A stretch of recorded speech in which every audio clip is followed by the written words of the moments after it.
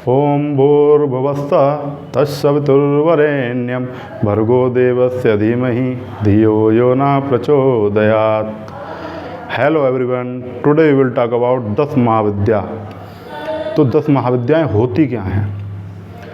ये जो 10 महाविद्याएं हैं ना, ये माता सती के रूप होते हैं, और जो 9 दुर्गा होती हैं वो 9 रूप माता पार्वती के होते हैं। तो जो गृहस्थ लोग होते हैं वो नवरात्रि के व्रत कर सकते हैं और 9 देवियों की पूजा कर सकते हैं। और जो गृहस्थ से विरक्त हो चुके हैं, जो सन्यासी हो चुके हैं, वो व्यक्ति ही 10 महाविद्याओं की पूजा करें।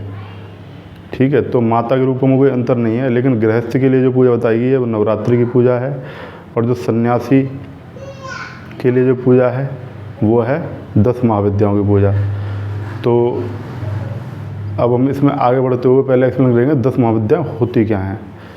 तो ये यहाँ पे ये पिक्चर देखिए, ये मेरे पास बुक है 10 महाविद्याओं की, इसको मैं डिटेल में एक्सप्लेन करूँगा आज।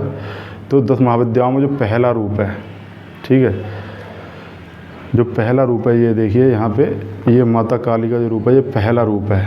ये जो पहला रूप है, तो इनको मैं एक्सप्लेन करके ये कह सकता हूँ कि ये जो योग माया का रूप है, ये भगवान श्री कृष्ण के अवतार के साथ इन्होंने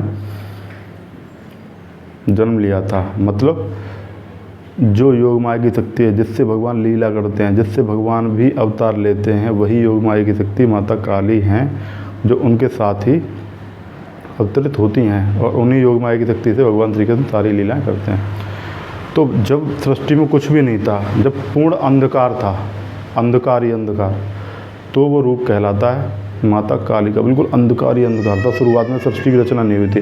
लेकिन जो ब्रह्मांड में बिग बैंग थ्योरी आपने विज्ञान में पढ़ी होगी, बिग बैंग थ्योरी, उसमें क्या होता है कि कई ब्रह्मांड में टकराव हुए, तब जो है जीवन का उदय होना प्रारंभ हुआ, और तब वहाँ पे जो विस्फोट होकर जो रोशनी फैली थी, जो एक तारे की तरह प्रज्वलित हुई थी, उन्हें कहते हैं माँ तारा। ये यहाँ पर माता तारा का रूप देख लीजिए, ये है रूप माता तारा का। ये जो माता तारा का रूप है वो इन्हें तारिणी भी कहा जाता है। ये जो योग माया की शक्ति है, ये भगवान राम के अवतार के साथ अवतरित होती हैं। तो ये जो माता को तारिणी क्यों कहा जाता है? ये क्यों कहा जाता है कि केवल राम की भक्ति से ही आप तारे जा सकते हैं, या आप केवल राम की भक्ति से ही इस जन्म मृत्यु के चक्कर से ही मुक्त हो सकते हैं? इसीलिए कहा जाता है क्योंकि माता तारा जो हैं वो राम अवतार में साथ होती हैं। और जो महर्षि वशिष्ठ थे, जो कि उनके गुरु थे, किनके? राम भगवान का जो परिवार था, उनके जो गुरु थे वो वशिष्ठ जी थे। तो वशिष्ठ जी ही भी माता तारा की साधना करते थे। और 10 महाविद्याओं की साधना से हम क्या प्राप्त कर सकते हैं? 10 महाविद्याओं की साधना को अगर हम पूर्ण कर लें, पहले तो पूर्ण करना ही बहुत कठिन है, पहले तो आपकी इंद्रियां आपके बस में होनी चाहिए सारी, तो आप ये साधना कर सकते हैं। तो अगर आप करना चाहते हैं तो आप क्या प्राप्त कर सकते हैं? आप वो प्राप्त कर सकते हैं, आप इतना प्राप्त कर सकते हैं कि आप भी भगवान कहलाएं। मतलब आप सब कुछ ब्रह्मांड में सब कुछ प्राप्त कर सकते हैं। ब्रह्मांड की सारी जितनी भी चीज़ें हैं ब्रह्मांड में, सब कुछ प्राप्त कर सकते हैं। उसके बाद आप भगवान का दर्जा भी प्राप्त कर सकते हैं केवल महाविद्याओं की साधना से। तो आगे बढ़ सकते हैं, इनको डिटेल में जो है और करते हुए जितनी मैं जानकारी पूरी देता हूँ मैं। तो यहाँ पे माता काली और माता तारा का रूप जा चुका है। यहाँ पे तीसरा रूप जो माता का आता है वो है माता छिन्नमस्ता का।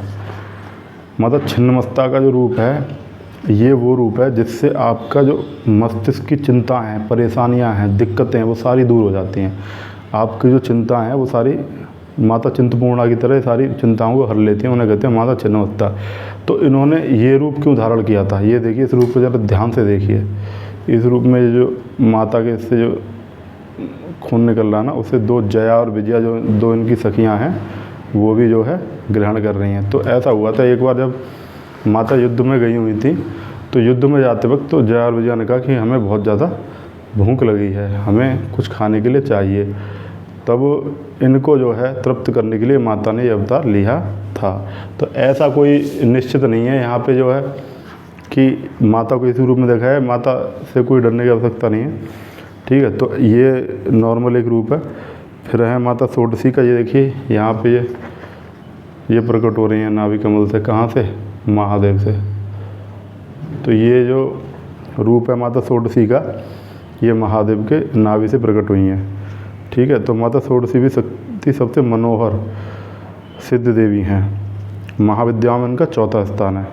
ठीक है, ये कमल के आसन पर क्या है, आसीन है, और प्रशांत हिरण्यगर्भ भी शिव है।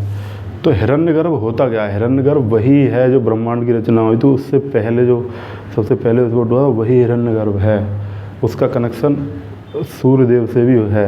हिरण्यगर्भ से ही उन्हें कभी कभी संबोधित किया जाता है। तो सूर्यदेव जो हैं वो हिरण्यगर्भ हैं, और उनका जो शक्ति है वो गायत्री माता है, और वहीं से वो गायत्री मंत्र जपा जाता है। तो ये माता षोडशी के बाद आती है हमारी जो अगली जो 10 महाविद्याओं में भुवनेश्वरी माता। भुवनेश्वरी माता उन्हें इसलिए कहते हैं कि जो पूरे भुवन की, पूरे ब्रह्मांड की जो स्वामिनी है, उन्हें हम कहते हैं माता भुवनेश्वरी। और इसके आती है माता त्रिपुर भैरवी। भैरवी की साधना भी कई लोग करते हैं, कई तांत्रिक करते हैं, कई सन्यासी करते हैं। इसलिए 10 महाविद्याओं की साधनाओं के लिए गृहस्थ के लिए मना किया गया है। इसलिए हमारा जो नवरात्रि, देखिए ऐसा है, नवरात्रि तो आप रहते ही हैं, आप गुप्त नवरात्रि के व्रत भी रह सकते हैं। नॉर्मल जैसे माता की पूजा होती है वैसे ही पूजा कर सकते हैं, पर कोई बिना किसी गुरु के सानिध्य में आप कोई भी उल्टी सीधी साधना नहीं कर सकते। जैसे तंत्र मंत्र की या इस प्रकार की साधना नहीं कर सकते बिना किसी गुरु के सानिध्य में। तो इसलिए ये साधना जो है गृहस्थ के लिए मना करी गई है। अब ये देखिए अगला जो रूप आता है, ये 7वां रूप है 10 महाविद्याओं में माता धूमावती का। देखिए माता कितनी कैसी दिख रही हैं। एक बार ऐसा हुआ था कि माता ने पूरे ब्रह्मांड को चैलेंज कर दिया था, अगर मुझे कोई युद्ध में हरा दे तो मैं उससे विवाह कर लूँगी। तो ना इन्हें कोई युद्ध में हरा पाया और ना कभी ये किसी से विवाह कर पाए। इसलिए इनका ये रूप है परमात्मा विहीन है, इसलिए ऐसा जो है आपको दिखाई दे रहा है। तो ठीक है, तो यहाँ पे माता बगलामुखी बहुत ही इम्पोर्टेंट, बहुत ही महत्वपूर्ण और बहुत ही जो है, ये दतिया मध्य प्रदेश में इनका एक शक्तिपीठ है। दतिया मध्य प्रदेश में इनका एक शक्तिपीठ है, जिसे माता बगलामुखी जहाँ की स्वामिनी है। और वहाँ पर पता है हर एक पॉलिटिशियन, हर एक बड़े से बड़े नेता, हर एक बड़े से बड़ा व्यक्ति, बड़े से बड़े अधिकारी भी वहाँ पर विजिट करते हैं। पता क्यों जाते हैं वहाँ पे? क्योंकि अगर आपको बहुत बड़ा नेता बनना है तो आपको माता बगलामुखी की साधना करनी पड़ती है, क्योंकि माता बगलामुखी तुम्हारे सारे शत्रुओं को स्तंभित कर देती हैं। तो ऐसा हुआ था एक बार जब ब्रह्मांड में बहुत तगड़ा तूफान आया था और उसको कोई नहीं रोक पाया था, तो विष्णु भगवान ने माता बगलामुखी की पूजा करी थी, तब माता बगलामुखी प्रकट होकर उस तूफान को भी स्तंभित कर दिया था। ठीक है, तो अगर आपको ये लग रहा है कि मुझे बहुत बड़ा पॉलिटिशियन बनना है और मुझे जो है इतने सारे मेरे शत्रु हो गए हैं, तो आपको बगलामुखी की साधना करनी चाहिए। उससे क्या होगा, आपके सारे शत्रु खत्म होते चले जाएंगे और आपको कोई नहीं रोक पाएगा। लेकिन इस शक्ति साधना में परमात्मा की साधना भी शामिल करनी चाहिए। अगर आप परमात्मा की, गणेश जी की और शिव जी की साधना भी साथ में नहीं करेंगे तो आप जो है उस शक्ति को ना ही धारण कर पाएंगे और ना ही उससे आप कुछ कर पाएंगे। अगर आप गलत भावना से करेंगे कि किसी को नुकसान पहुँचा दूँ, ठीक है, किसी का बुरा कर दूँ, तो आपका खुद का ही विनाश हो जाएगा। अगर आपने कर भी लिया किसी का बुरा तंत्र मंत्र से, तो आपको वो कर्म में ऐड हो जाएगा, फिर उस कर्म का फल भी आपको भोगना पड़ेगा। इसलिए इसके ज़्यादा सुनना पड़ेगा। ये केवल इंट्रोडक्टरी नेचर का, इसका कोई गलत मतलब दुरुपयोग करने का उपयोग नहीं है। ये है माता मातंगी, ये माता मातंगी का रूप है, ये देखिए आप।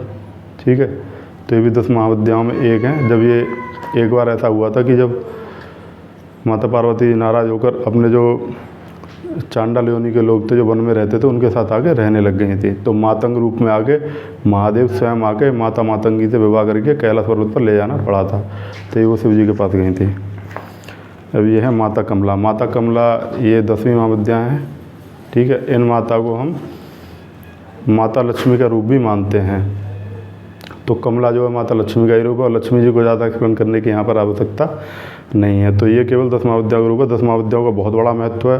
जो तांत्रिक होते हैं या फिर जो बहुत बड़े सन्यासी होते हैं या बहुत बड़े कर्म धर्म को करने वाले लोग होते हैं ना, वो लोग जो है इनकी साधना करते हैं। तो ऐसा नहीं है कि ये कोई ख़राब है या बेकार है, पर ये केवल सेल्फ इंट्रोडक्शन के लिए, नॉर्मल इंट्रोडक्शन के लिए है। इसका मतलब केवल देखिए, आप जब भी कहेंगे कि इस रूप के बारे में आप डिटेल में बताइए, तो मैं ज़रूर आपको डिटेल में बताऊंगा। ठीक है, तो ऐसा होता है जो लोग जो साधना करते हैं ना, वो बहुत ही बिल्कुल सेक्लूडेड करते हैं। एक माता कामाख्या का मंदिर है असम में, वहाँ पे भी ऐसी साधनाएं होती रहती हैं। तो ये तंत्र मंत्र की जो साधनाएं हैं वो होती रहती हैं। तो ऐसा ये गृहस्थ के लिए जो है नवदुर्गा की साधना ही बताई गई हैं, ठीक है। लेकिन जो 10 महाविद्या हैं उनसे दुनिया की, विश्व की ऐसी कोई चीज़, ब्रह्मांड की ऐसी कोई चीज़ नहीं है जिसे आप प्राप्त नहीं कर सकते 10 महाविद्याओं की साधना से। तो यदि आप गृहस्थ हैं तो आप सावधान रहें, सतर्क रहें, किसी गुरु के सानिध्य में आकर ही करें, क्योंकि ये बहुत ही तीव्र साधना होती है और तीव्र साधना में आपको सावधान रहने की आवश्यकता होती है। तो इसलिए ठीक है, आपको कई नियम के पालन करते हैं, स्त्रियों का सम्मान करना पड़ता है, बहुत सारे नियम होते हैं, तो उसके बाद ही आप इसमें आगे बढ़ सकते हैं। ये आपको किसी साधना करवाने के लिए नहीं है, ये केवल आपको इंट्रोडक्शन देने के लिए है, ठीक है। आज के लिए इतना ही, धन्यवाद।